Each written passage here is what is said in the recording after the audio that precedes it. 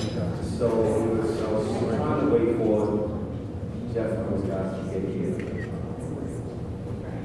But you guys look like you're ready to go. And I didn't want the schedule to get too far. It's already 8:30. This is supposed to start at 8. And so I'm sure we have a lot of information, a lot of conversation to have. I'm going to keep my remarks short so we can get to the gentleman to my right. How you guys doing today? So reflecting on lessons learned from the last 20 years in the practice of responsible fatherhood. My name is Kenneth Braswell. I am the Executive Director of Fathers Incorporated. In addition to that, I am also the Executive Director, of the National Responsible Fatherhood Clearinghouse. I'm also a member of the National Leaders NFLG, and a host of other kind of entities and things that I do. And so when I was thinking about this reflection over the last 20 years, it always kind of takes you back to what you've done, what you've accomplished, where you've been, who you've done it for. And it makes you reassess your life. And so it's always an interesting thing to do, to roll back over your life and see whether or not the things that you've done have actually been significant. And, I started working in our community, some 24 years ago. And as a young man who felt that I needed to do something for the people who I lived around, who wasn't as fortunate as I was, had not yet, at that age, figured out the impact that my absent father had on me. It wasn't until a little while later that I kind of learned that I was acting out in the same way that he acted out. Began to do some community work and found myself as the Vice President of the Urban League of Northeast of New York.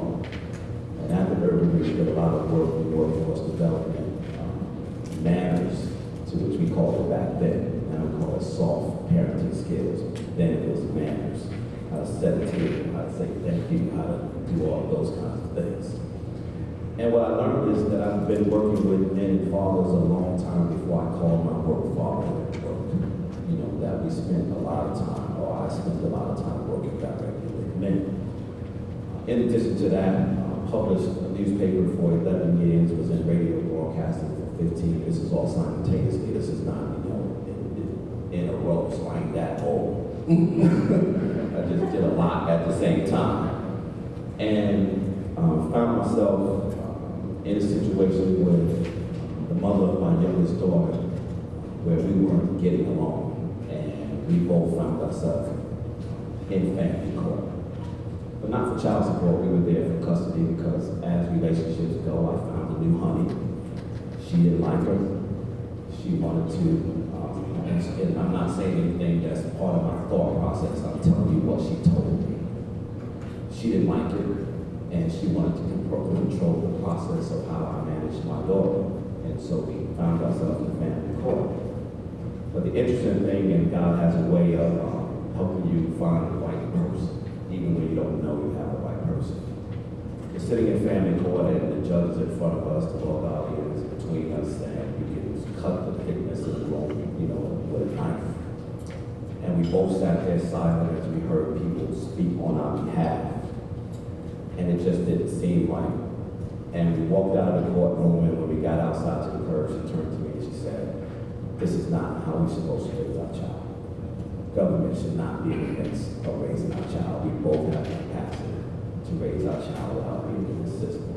And we never walked back into the court again. My child is 15 years old now, and she's never not known being with both her mother and her father. And I tell this story to this extent, because people say, "Wow, Kenny, this can only happen to you." My family is moving to Atlanta in a couple of months. And it came about, I take my girls every summer on their own vacation. I said, "Where do you want to go?" And they tell me where they want to go, and we go. Last summer was the first time they decided they didn't want to be together. My youngest wanted to go to Puerto Rico, my oldest wanted to go to LA, so we split up. But the 2 years before that, we all went to Atlanta, and my daughter, youngest daughter's mother, went with us. And while we were going down, she said, "Are you still thinking about moving?" And I said, "No, I'm not moving until, when Xavier graduates from high school." And she goes, "I know." She says it all the time. And then she says, "What if we all move together?"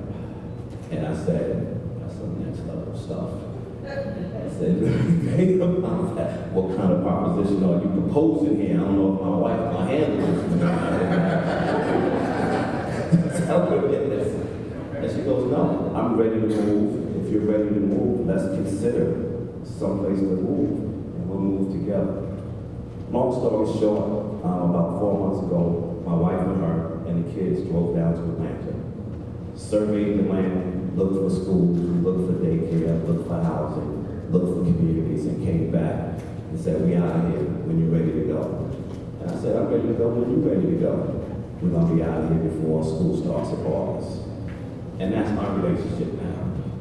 And so one would say that having your wife and your baby mama consort and talk on the phone more than you talk to each of them could be a bad thing. For me, it's a good thing.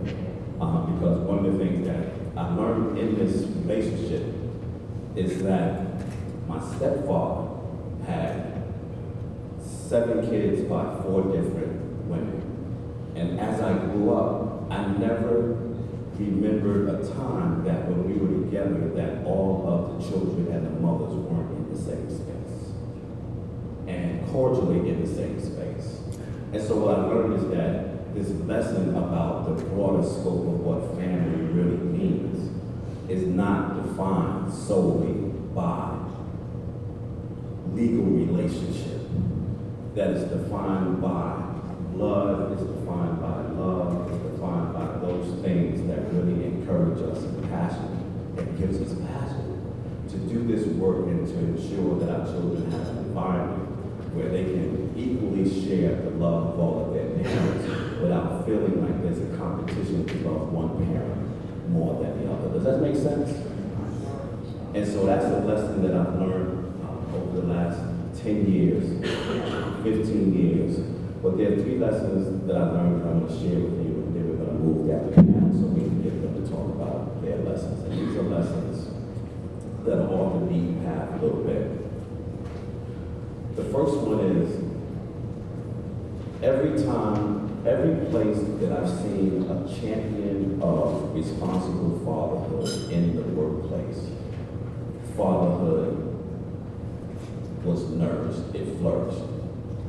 Where there wasn't a fatherhood champion, it struggled. And oftentimes when the fatherhood champion left, the program died. And so what I know is that there always has to be someone in the midst of the workplace who has a deep, deep passion for fatherhood. And the challenge for us is to ensure that for sustainability's sake, that you're always cultivating the passion of fatherhood in your agency. When I was with New York State, we did a great job in New York State with responsible fatherhood. Robert Doerr, who's now doing some other work, and David Hansel, who's with HHS, was my boss when I was there. And when they left, I saw the enthusiasm about my work go down. And when I saw that, I saw the writing on the wall, which was my time to leave.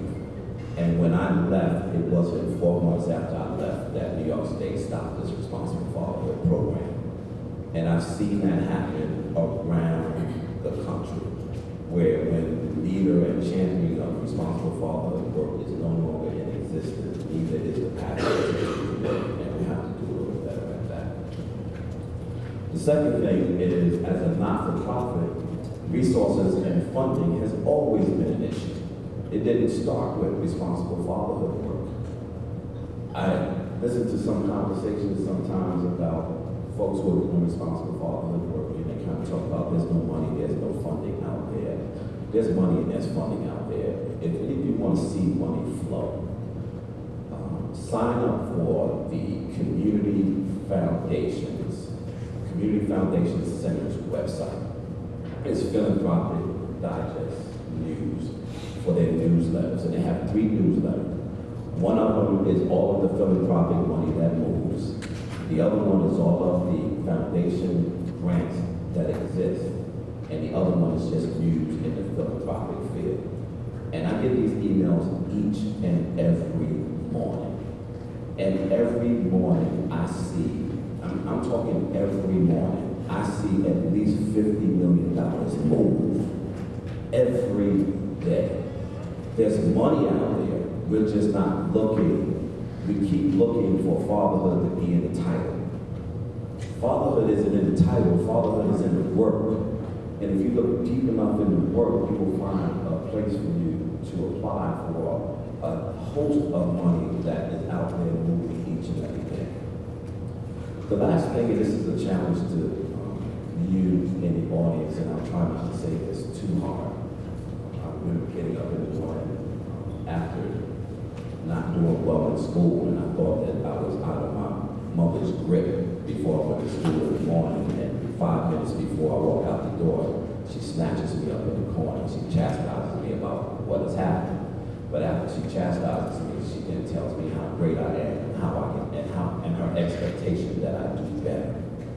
And so the last thing is that the needle has moved in the responsible fatherhood work. But it has not moved to the extent that it has the ability to move. We're working, but we're not working smart across the board. We really need to do better at staying in our lanes and being a respecter of positions. And when I say position, I don't mean title position. I mean position in lanes. Here's a for instance. So if you are someone who is working particularly with fathers around child support and you're helping them with their child support, and some of them may have some other issues, why would you want to change your agency scope to do those other issues as opposed to finding someone in your community who's expert at that and collaborating with them to do it? Thus saturating the funding network, small that it is, so that you can do it all. And I think that if we begin to become respecters of our lanes and respecters of positions and programs, that we can really find a way to put together a net or a network that allows us to stretch across this country and really move the needle for our children and our families. And then the last thing is we have to begin to start moving into our uncomfortable networks. Because we talk a lot about incarceration, we talk a lot about health, we talk a lot about housing, we talk a lot about this, we talk a lot about that. But I can tell you, as the director of the National Responsible Fatherhood Clearinghouse is charged with going to 18 to 25 conferences a year. And they're not all fatherhood conferences. They're PTA, they're workforce development, they're health, they're early child development. 99% of the time when we go to a conference outside of a fatherhood conference, we are the only ones there. So we talk a lot about these subject matters, but we're not at the table where the critical discussions are taking place with respect to infusing responsible fatherhood into the broader network of work that's taking place across the human services spectrum. Does that make sense? Right? And so we've got to begin to broaden our scope with respect to this work as opposed to just continuing to talk about the necessity of dealing with all of these issues. We've got to also be at the table to ensure that when these industries walk away, that they understand that fatherhood is also a critical part of their work. So I have some awesome gentlemen to my right who been in this field of work for some time, and all of them bring, unique perspectives. I've known them all. I think that when I talk about being in lanes, that we've all been respectful, of our lane to do this work. And to my immediate right, Eric Fasari, who is the Vice President of Program Support for the National Fatherhood Initiative. To his right, Dr. Wallace McLaughlin, Fathers and Family Center in Indianapolis, Indiana. And to the far end, Howard Sullivan at Father Support Center in St. Louis, Missouri. And so we're going to give everybody about 10 to 15 minutes to talk about your perspective with respect to lessons learned over the last 20 years, and then we're just going to open this up for conversation. Is that all right? Y'all little sleep. Is that all right? Yeah. All right. Y'all not amen as good as I'm preaching. I need some amen. Good morning, everyone. Good morning. Excited to be here today, and I'm actually going to probably build off of some things that Kenny mentioned in his section. But what I'm going to use to try to stay centered around my few words this morning is a formula that I've kind of come up with to capture a lot of the research that's been going on around there. And the formula has both a direct correlation to the fathers, but also has a direct correlation to all of your organizations and agencies in which you work. So, and the formula that I'm thinking about is P, as in Paul, equals M as in Mary, plus L. So P equals M plus L. And P is participation. And in participation, I'm referring to the likelihood that a father is going to be involved in the life of his child. So his participation in the life of his family, and particularly with his child or children. M is motivation. So the motivating factors that may either encourage or discourage him from being involved in his child's life. And then the L is location. And location being, where, not necessarily just geographically, but the kind of people that he hangs around with. Even the relationship with the mother of the child. Kenny gave some really good real-life examples of what that can look like. So participation equals motivation plus location. And there are a lot of things that I think can fall underneath those categories. But when you think about motivation, if we look at it from the perspective of the father, we identified a rather large survey of fathers' attitudes about fathering a few years back. And this survey accounted for and controlled for all of the demographic and socioeconomic kinds of dynamics. And one of the things that came out of it that was interesting to us that we didn't really know was out there until we got this feedback from them was that 53% of the men surveyed felt that they could be easily replaced by mom. And 57% of these men felt that they could be easily replaced by another man.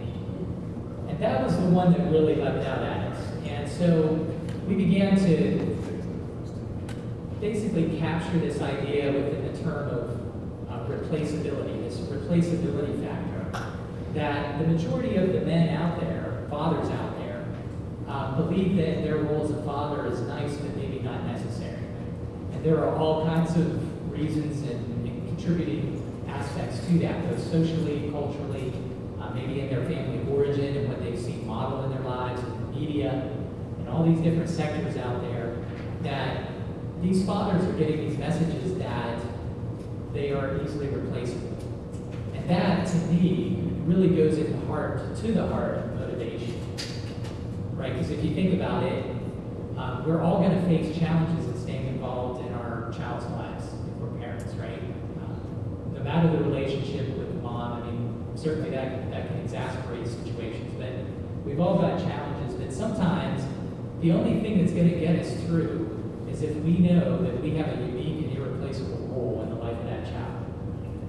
That is really, when gut-wrenching time comes and we've got to dig deep, that's typically the thing that's going to get us over the hump. And so that really plays to all kinds of things in terms of the work that you are doing in helping to address this replaceability factor with the fathers individually that you see one-on-one, but also in the community and the culture and the societal norms in your backyard as well. And that's, again, to Kenny's point, breaking out of those, what I call the known suspects, those typical areas in the communities that, or typical agencies or organizations who are doing the bulk of the work around fathers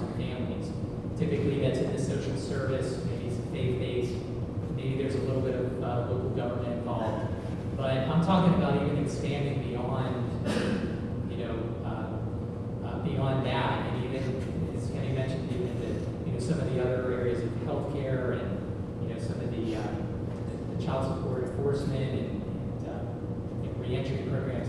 But I'm even going to expand it out to think about some of the other sectors, like what about the business sector? What's the business sector doing around fatherhood? Is there an unemployment factor or an employment factor for fathers in our communities that may be prohibiting them or demotivating them from thinking that they can be a good dad? Probably.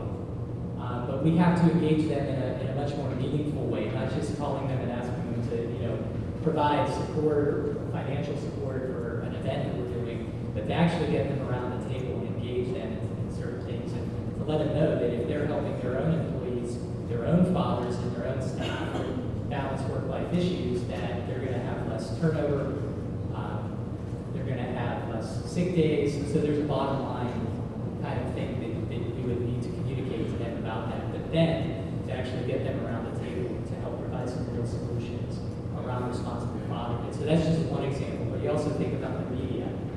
How well are we doing engaging the media around this, our local media?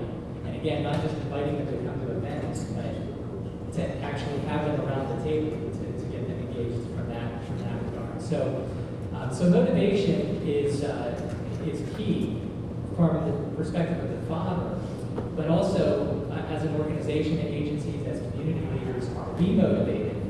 See, I'm speaking for the choir here probably, but are other people in the community motivated, to reach out to fathers, to really do some meaningful work, to develop some new and innovative ways to reach fathers, to create bridges for the fathers in the community to more formal kind of fatherhood programs that are really going to help change them as men and as fathers in their lives.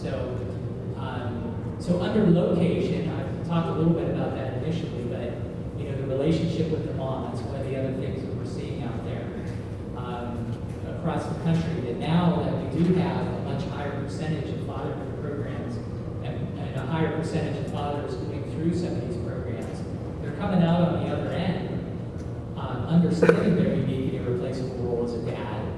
They want to get involved. They have better fathering skills now, and they try to get more engaged with their children. And at times, they run into barriers with the mother or the caretaker of the children, whoever that may be, and to run into some barriers there. And so we've been working actually just as much with moms over the last couple of years as we have with dads, to be honest with you, to help raise the awareness for moms, certainly in situations where there aren't any domestic violence issues or things like that, but just to raise their awareness of the important role that dad plays in the well-being of their children, and to give them some tools and some awareness to help them get over their issues as well. And there's a lot of emotional energy, right, that we have to navigate, but we've been trying to design some tools to help direct service providers do that, both at an agency level with their own women and their own staff, but then also with the moms that they're already working with, to help them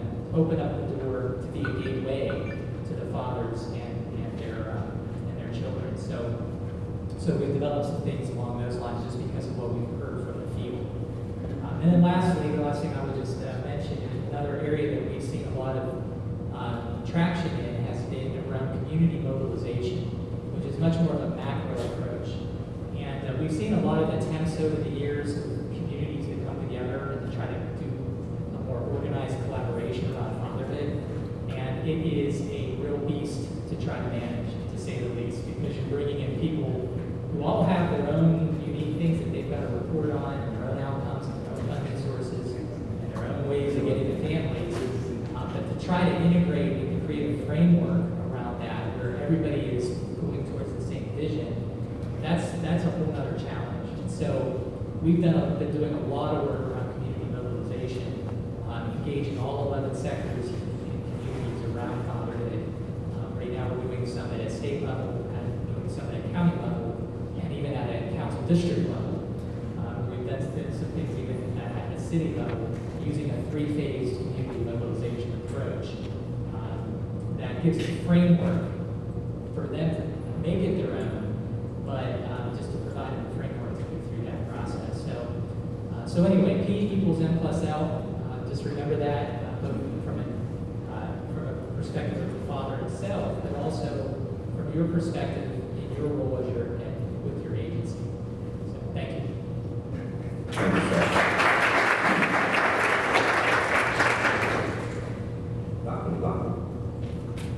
Good morning. Good morning. First of all, I want to say certainly it's a privilege to be here and to thank God for this opportunity to come and share with you some tidbits of wisdom of what I might have learned or thought I learned from over 20 plus years of experience in working in the field of fatherhood. One thing Dr. Johnson and those invited me here because it's given me an opportunity to reflect on what have we accomplished, what has the work been like, and what have we learned. One thing I do know for sure is that I'm tired.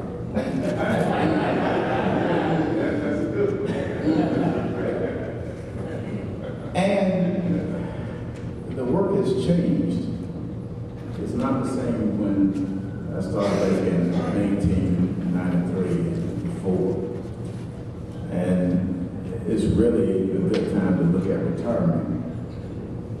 But I was just thinking about, particularly the practice of work as a social service agency. Let me just share with you, we started as a father program at the hospital back in 1993, and probably with a budget of $200,000.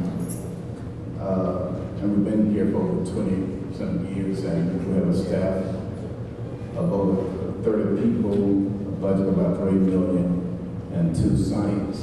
And we probably served over 10,000 fathers in years. But it's still challenging work.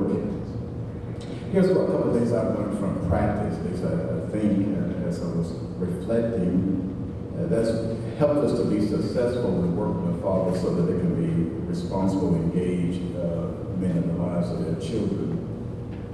One is that diversity is essential for programming. And when I say diversity, I'm talking about staff.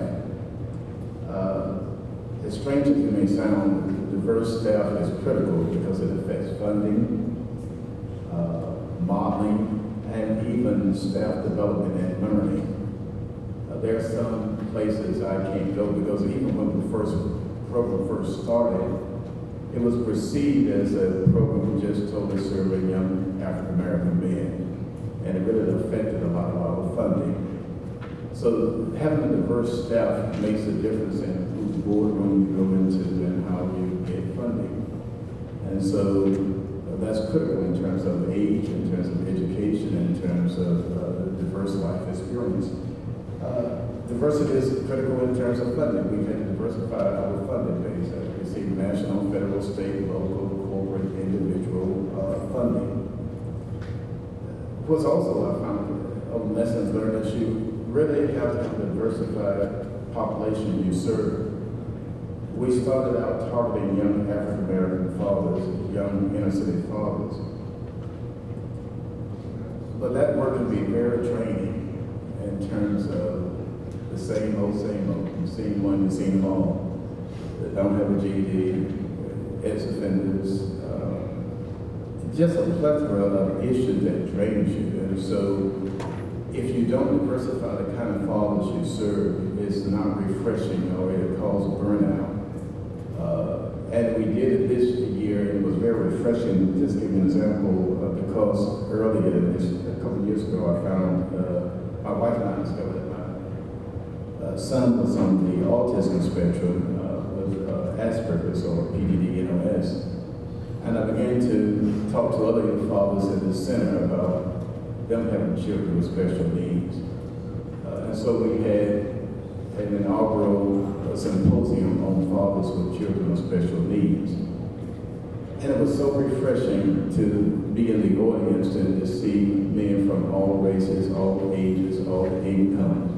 And it wasn't the same just young inner city, 18, 20, and 18-year-old young father.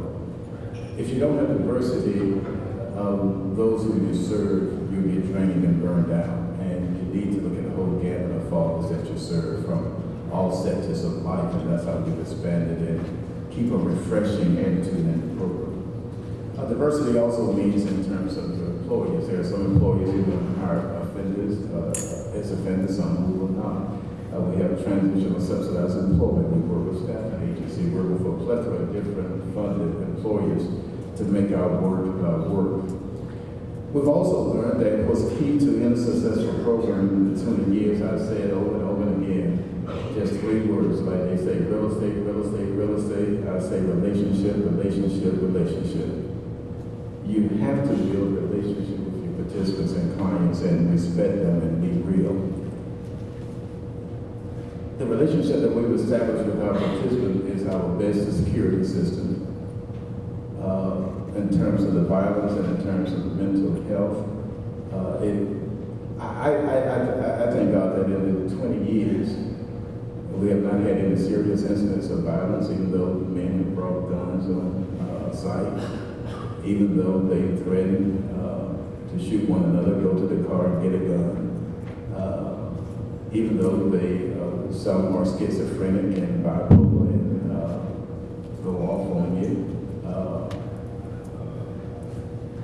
But it's because of our relationship that we've been able to sustain and have a pretty good environment. Another lesson we learned, at least we're trying to learn, is a balancing act between what I call how do you deliver support services, social service, social work, and a workforce development model.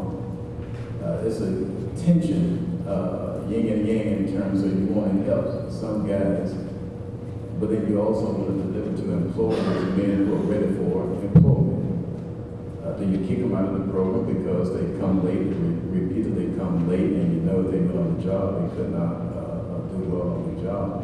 So there's always a tension in how do you create a balance between helping the least of these and then yet delivering to employers, because you tell the employers we've got a program that we're going to send you young men and fathers who are ready for employment. It causes tension with the staff and it causes tension with us in terms of, there are many days I go down to the classroom and I tell my manager, you need to dismiss these men. I haven't seen them for a couple of days that I come here, they're sleeping in class. Yes.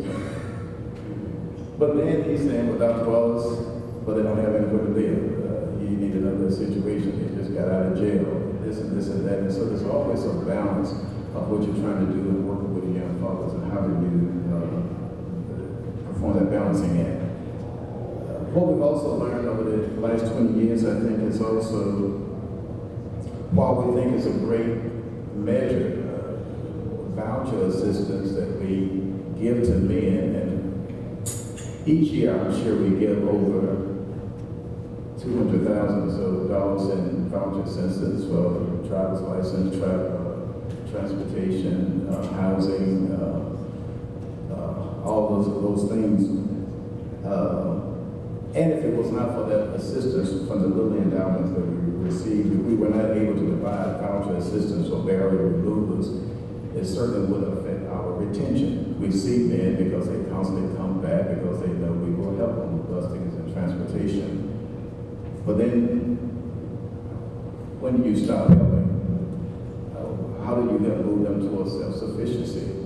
Now, we pride ourselves of being an agency for over 20 years, and there's still a lot of young fathers that we will turn around. You could walk up next weekend and say, I haven't seen you in 10 years, and we still will engage and help them. But somewhere there's a thin line between providing support and enabling.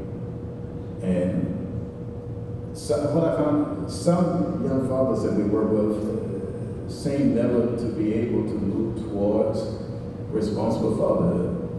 Now, part of it is because of personal psychosocial development, but it is also because, as nationwide says, life comes at you fast.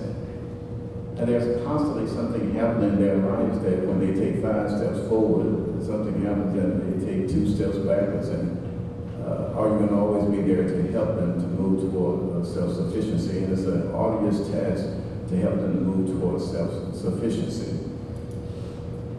We've learned also in 20 years, I mean, it's still no secret that you need passionate, confident, and non-judgmental staff.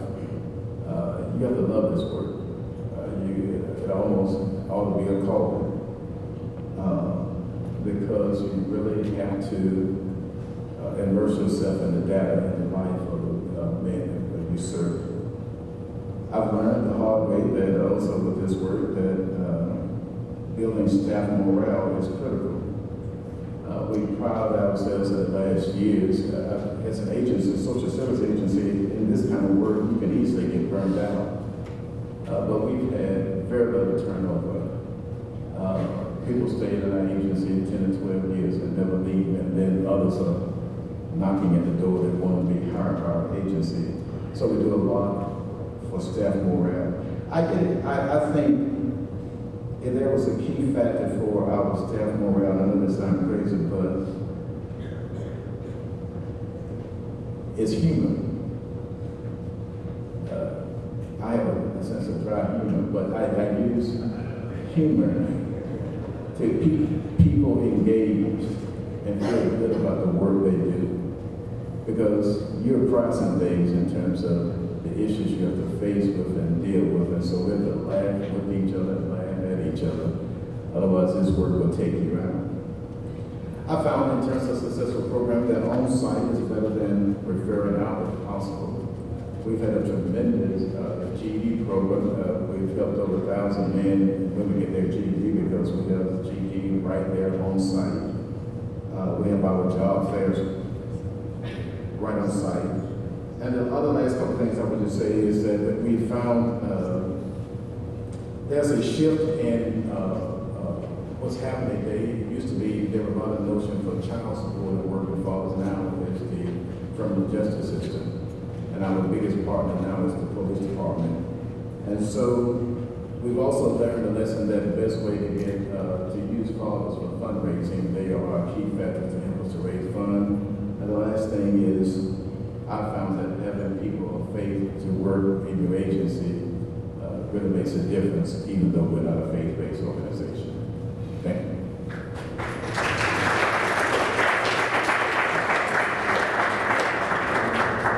Good morning. I too am very honored. Consider it a privilege to be here on this panel, and a privilege to be allowed to serve, to work in our community.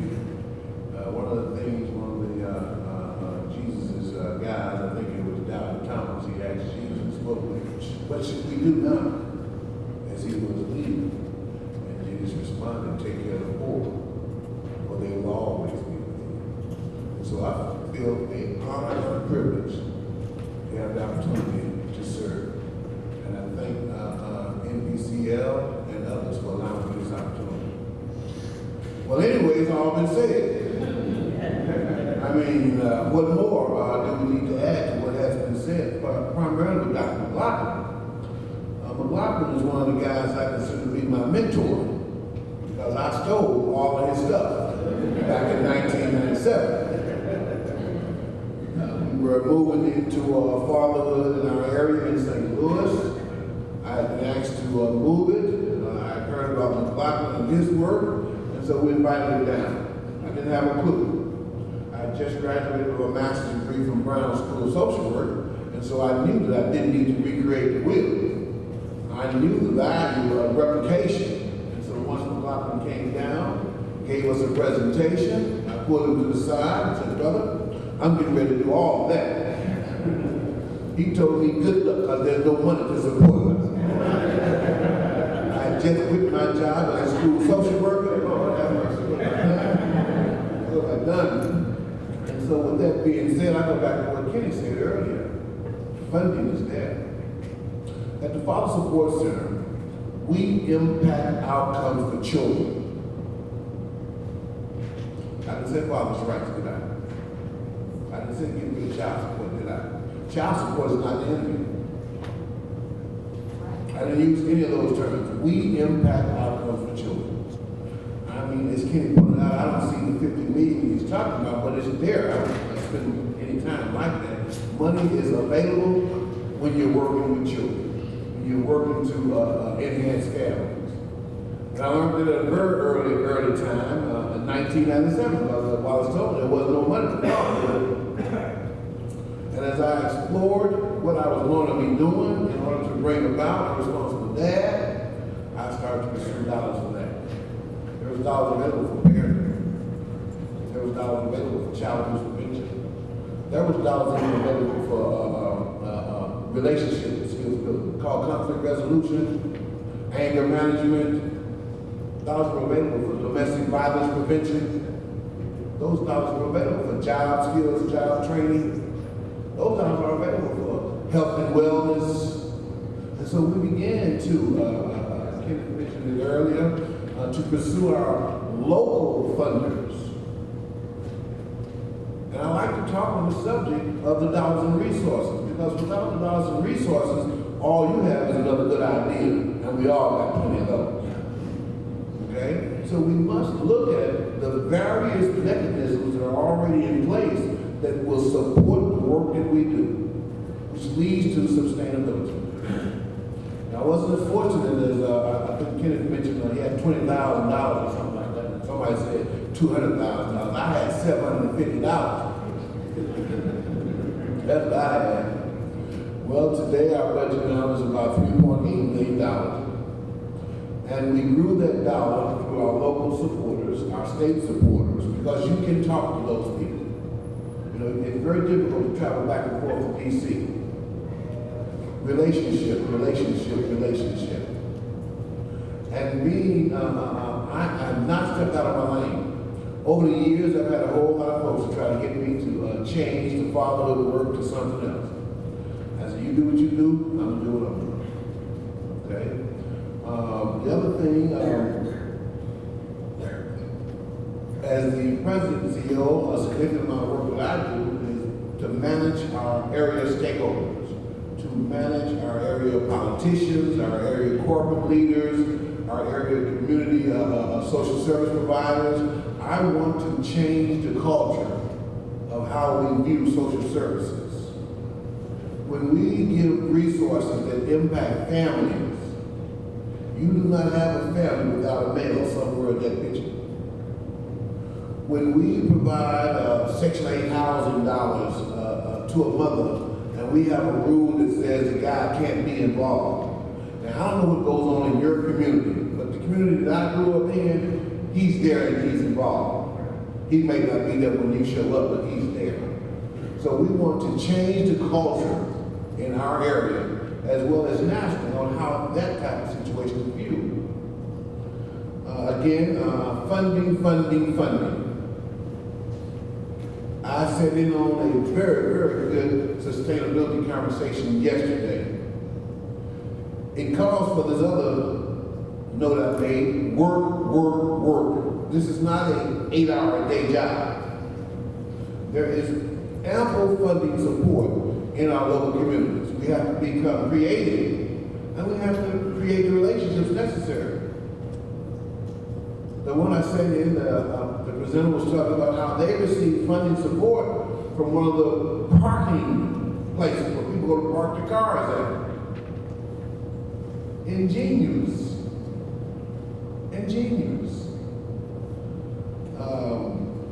The other area that I stay very close to, I'm not going to go much into program description at this point. Feel free to ask questions. I do a presentation Friday morning about the agency that we run. McLaughlin touched on pretty much every point when he talked about staff morale, when he talked about the trust of the client. Essential. But staff training is crucial. It is crucial. I've been using the same curriculum. I don't change curriculums because the funding said do this and do that with the best practice. I know which one is the best practice for my population. I use a curriculum that was developed using urban communities and urban people. It was developed and implemented using Hispanics, using African Americans, using Caucasians, using some Asians. I don't need to change my curriculum every time some funding dollar comes out. I use a curriculum that was put together by NPCL, Dr. Jeffrey Johnson. Been using it since 1997. It challenges, it holds. And the other thing that I look at our agency is how can we change the mindset of the population that we're working with. That curriculum has to change that set. At my agency, we don't just have educators. I have family therapists on staff. A holistic approach to try to deal with some of the mental health concerns that we'll be faced with. We have social workers on staff, but Lockwood spoke very eloquently about having it all under one roof. It's under one roof. We have substance abuse people. We've grown from that one person that's $750 to 44 employees. I believe in what the commissioner talked about on the opening day, parenting time. That's the key word for today. We call it visitation. I believe in allowing the father the opportunity to have a chance to bond with his child. If you're not working towards him getting an opportunity, you're going to have an even deeper struggle than McLaughlin talked about. Fathers love their children. But you cannot make me pay child support for somebody I don't know. It's very difficult. Another key that we do, evaluation. Embrace that logic model. Data, data, data, data. We go running around looking for funding, but we don't have any data. No data, no money. We must be able to use the data to explain what we're doing, how we're doing it, and what the outcome. It's got to be measurable. It's got to be measurable. My children ask me for money, first thing I want to know what you're going to do with it. Well, you shouldn't ask me what you're going to do with it. It's my money. What you mean I shouldn't ask you what I'm going to do with it? You know, why should anyone else that's giving us money not want to know what's going to happen? And things have changed. They've been changing for the last 15, 16 years. No longer is it acceptable to say that I took the money and we fed 100 people. That's not self-sufficiency. The change is here. And I cannot press upon you the value. If you don't have, I'm very fortunate, as I told everything he had. We are a fatherhood agency. I am not a program of the Urban League, where I have a challenging, daily challenge from the leadership of the Urban League as I try to champion my fatherhood work. Now, everyone can't do what I've done, but you have to work as tirelessly with the leadership of your organization to put fatherhood first. Fatherhood, responsible fatherhood impacts every facet of our society. Every facet. I use the Urban League because they're providing utility assistance. They're providing housing. They're providing some employment, some substance abuse. With responsible fatherhood in place, we address all those things. We address all those things. We have to learn, as Kenny pointed out, what are the facets of responsible fatherhood? And let's move and provide comprehensive, holistic approach to dealing with the situation, and not just put a band-aid. When they come every other day for 3 weeks and whack them, they ain't doing right. Every other day for 12 weeks. The dosage is quite important. As I stated, we're trying to change attitudes. We're trying to change mindsets. Glasser writes about that. As a psychologist, through his reality therapy. With the dogs, there was behavior modification, but it was dosage, not twice a week for 12 weeks. That's not enough dosage. They would have forgotten about everything you said and taught. And I thank you for this time.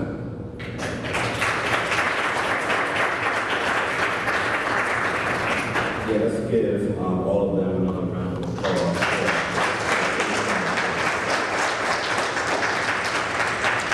And they all kept right to time, too. Like, right to time, Dr. Johnson. If you want, we can be done by 9:30. If you got some more time, give us some space. So we can talk in the hot side. And also, since you're here, here, you didn't introduce and you didn't talk, and so if you need some space to say something, please come take the space. Good morning, everybody. Good morning. I wear two hats now, President of the National Partnership for Community Leadership, but also interim chair for the National Partnership Leaders Group. And I apologize, I had a board meeting this morning and it ran over. And if any of you know me, we run over a lot. But in any event, let me just welcome you to this second day opening session. I think that this is an outstanding, panel of presenters who are giving very important insights to this whole practice field, because we do have to master our practice. Our work is interdisciplinary, because they've talked about health, they've talked about, workforce development. The other thing I want Harold to talk about is his legal program. He also has a lawyer on staff to deal with some of the issues. Taisha, I think you'd be interested in talking with him about. Three lawyers on staff. That's a very important thing, to understand the types of issues that come up. And it is interesting because not all those issues involve child support. There's other legal matters that come up with these fathers. But I think that understanding how better to do our work is the real focus of this. I'm sure with Kenny's leadership, who's also a member of the NFLG board, I'm sure he's kind of guided that whole conversation, because he understands, having the experience that he has had in New York City, overseeing the network of fatherhood programs and seeing the issues that emerged from that. It was out of some of his work that we began to really look at this diversity issue that Wallace is talking about in a substantial way, because it was not only the low-income, quote-unquote, men of color coming in for services, but it was the guys who have been working for 25 years, were receiving unemployment, and were thinking that their providership was being challenged, and really coming into the system, then having to serve them. You have to have some flexible ways in which to do that. Having said that, I do think that, and I'd like the panel to respond in the sense that one of the things that I'm saying is that this increasing emphasis on mom. All right, and I want you to understand the process. These programs and all these gentlemen, all these organizations, they've done a great job over the years getting the fathers in the programs. It's been well articulated. You start working with these guys, and you finally get them to the point where they're polished off and they're ready to now be a responsible dad. And then at the point in which they try to engage, this is when those systemic factors come into play that preclude them from doing that. For example, on the whole issue of child support is not the enemy, but I think the perception is that child support, the way it's set up, is perceived as an agency for mom in a proactive sense, as opposed to being there for dad, which is really the economy is punitive.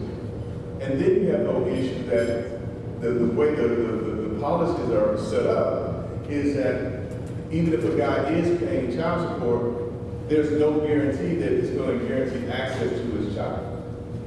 And so you have that issue. But then to me, it's even more fundamental issue. And that is, this is a question I want the panelists to respond to. How can we start getting to mom? Because I'm of the opinion at this point, and I've been doing this stuff a long time. You see, we all, for the most part, other than Kenny, have gray hair. All right,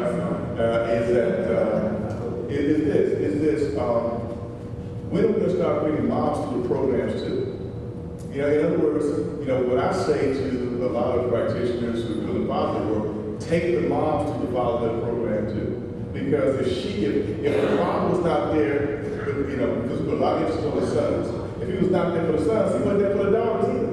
And so for the daughters who are involved in mate selection, daughters looking for qualities and characteristics of them, why wouldn't they have some dosage of a fatherhood program?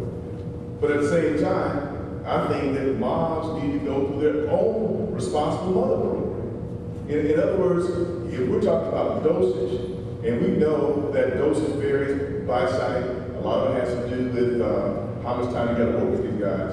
But fundamentally, if you do not provide a similar amount of parenting education dosage to mom, I just don't think you're going to get the type of cooperation that you need. I think that Catherine Keaton's book, kind of leads us there, because she's basically saying that when a biological father gets to the point where he wants to be dad, because that's his motivation anyway, to be a responsible dad, if he can't do that with his current partner, what he's going to do is go to another relationship, have another child and see if he can practice his fatherhood there, because that's what he really wants to do.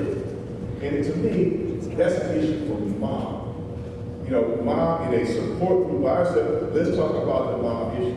And I was sharing with Dr. Vinci and Dr. Fick last night that I think that even though mom blamed dad a lot of stuff, it's really not about dad. It's about the fact that she had to stay home with her own mama, taking care of the kids, and her mom is asking her, how come you can't take care of yourself? Or how come the guy that you with can't take care of you? Because here it is, you're 22 years old, you still at home, and I'm taking care of you. And every time you come in the door, the mom is on that mom, telling her about, the fact that she's having to take care of her. And then when she sees the guy, she blames him for all the stored up stuff that her mama been telling her. But if you don't get moms in a situation where you can have those conversations with mom, I just don't see how we can move this further. So I want the family members to react. I'd like to jump in at first with another gentleman, if you don't mind. The father's question, we are going to implement a mom's program towards the end of the year, beginning of next year. It's not to say that we're turning our backs on the dads.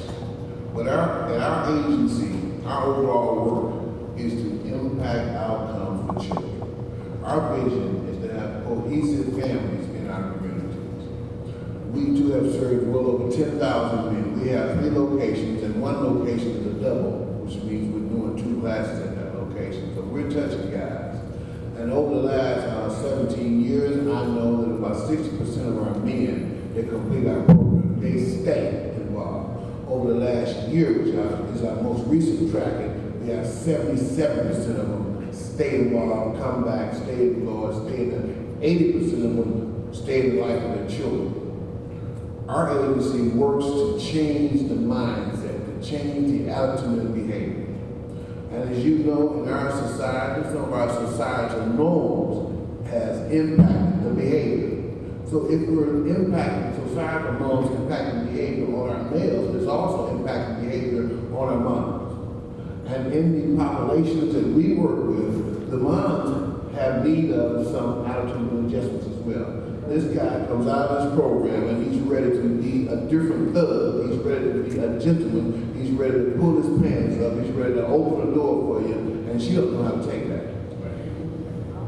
She don't know how to take that.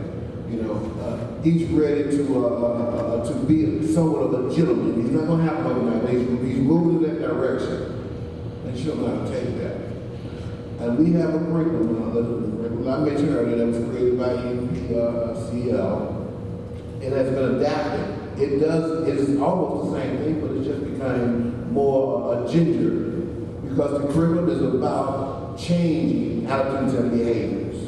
Very well written.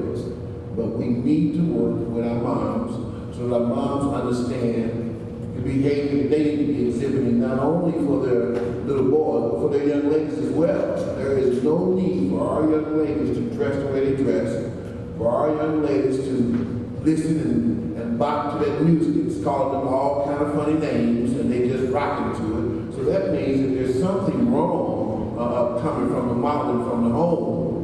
There's something wrong with what they think or how they use up here. So we're going to develop that model to work with the mother of the children, because our goal is to impact outcomes, and it takes both parents to be on the same track. Yeah, I think that, we need to do the same thing that we're asking programs who primarily work with mothers to do. And Responsible Fatherhood Field continues to ask them to broaden their model and paradigm to include the criticalness and engagement of fathers in the lives of their children. In the same sense, I think, as opposed to creating new programs for moms, we just need to broaden what we do to be inclusive of ensuring that we're clear that what someone said, that we're working for to impact outcomes for children. I'll give you 2 quick examples. When I was in New York State, we had the first and only statewide non-custodial earned income tax credit for parents who paid their non-custodial parents who paid their child support before, who made less than $30,000 a year. And it was income support. It was to support them to raise their income and for doing what the EITC does for the broader public. One of the qualifications for these mostly fathers, 97% of them was fathers, to receive the EITC was that they had to give the social security number of their child, at least one child that they paid child support for. And what we found at the end of the first year is that many of the guys refused to apply, did not apply for the EITC because I know my children all my life and I don't know their social security number. If I need to know, I have to ask my wife what it is. And these men had to go and ask these mothers of their children for the social security number in order to put it on the tax form to receive the EITC. And what we got in our out incomes of the folks who were filling this out is that what mom was saying is, I don't care if he pays his child support for all year, he hasn't seen his child in the last 3 weeks. And I'm not, even if he is going to get $1,200 in earned income tax credit for doing the right thing, he's not getting my child's income tax, social security number. And what we learned was we had to actually, when we was promoting this program to fathers, that we had to promote it more diversity to also moms. To say, listen, if you gave him a social security number and he got $1,200, he may give you a little something of that. Right? And it's not to punish you, it's to enhance his income support so that it encourages him and motivates him to continue to do what he's doing. Now you don't piss them off. He might hold up the next 3 or 4 child support payments just because he feels in his heart that he's now lost out on an amount of money. The second instance is in the reentry field. And so we do a lot of work in providing programs to build capacity and set up people with incarcerated backgrounds to move back into their communities. But we do absolutely nothing with the community in setting them up to accept them in. And so what you find is exactly what you're talking about in another kind of instance. So the guy just got out of prison, he wants to come home, he wants to do the right thing, his parole officer says you gotta go back to the city that you live in where your support mechanisms are. He gets there, he knocks on the door, but she don't answer the door, he answers the door. Right? Because nobody told him he was coming home. He shows up, he wants to do the right thing, he's got a new lease on life, he wants to take care. He thinks she's been waiting there for him for the last 15 years. She knocks on the door. That's what he believes, right? That's what he believes. I was at B.B. King's last night. This is that Johnny Taylor song, who's making love to you? I don't know why that came about.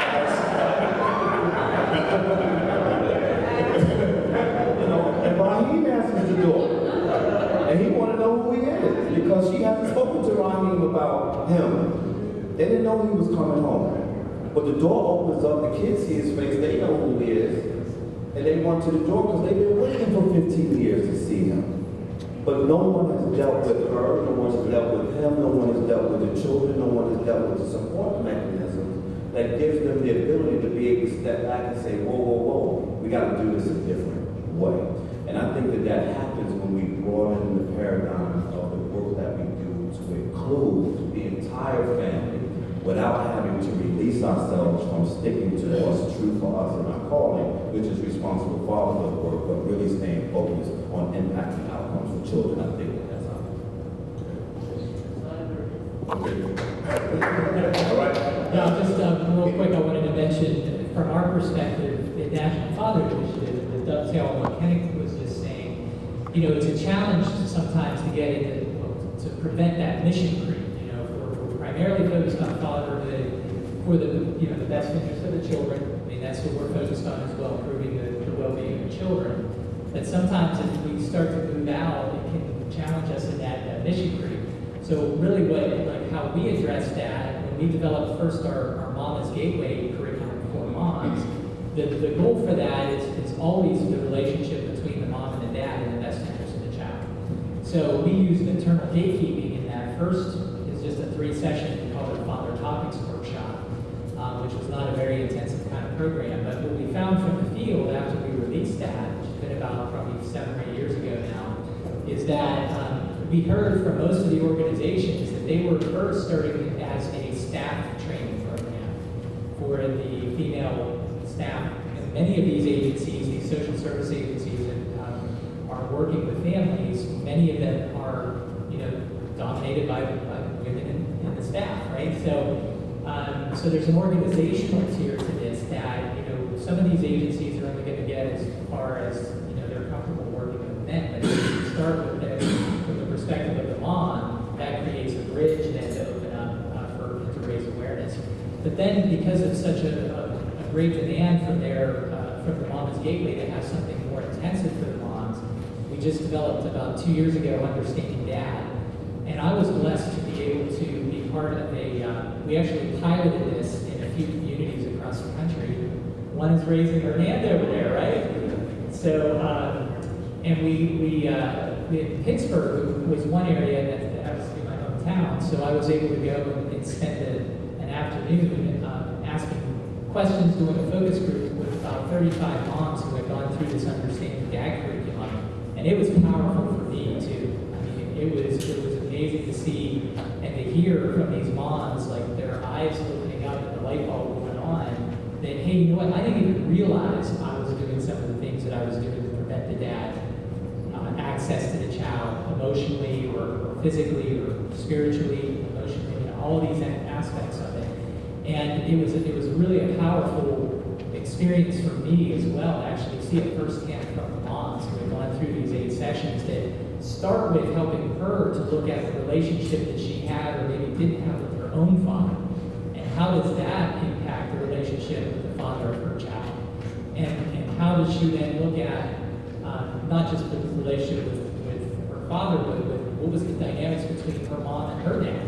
And how does that impact her perception and her lens on the relationship between her and the father of her child?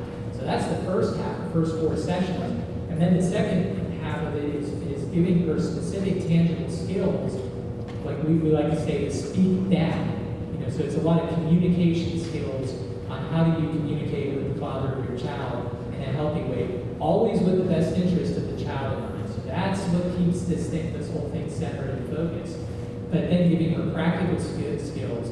And then what happened, what I'm hearing from all these programs that are running Understanding Dad, is this, I like to call this the sharp elbow syndrome, where the mom actually starts nudging the dad, hey, you know what, they've got this fatherhood program over there, you really need to get to that.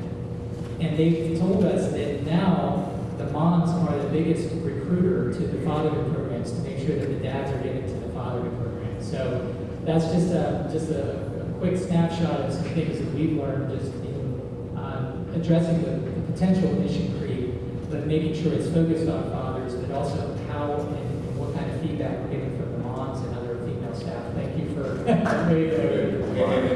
last comment, Dr. Vaughn, I'll give you 1 minute. What's your thought on that? It's all great. We're not doing it in the part of our strategic planning. We're going to, she brought a critical point to the forefront. We kind of just neglected it, just focused on the fathering aspect. But I was just writing a note to myself that part of our strategic planning. Yes, that's what he's talking about, right? Right? Yeah, so let's give this panel a hand. Let's give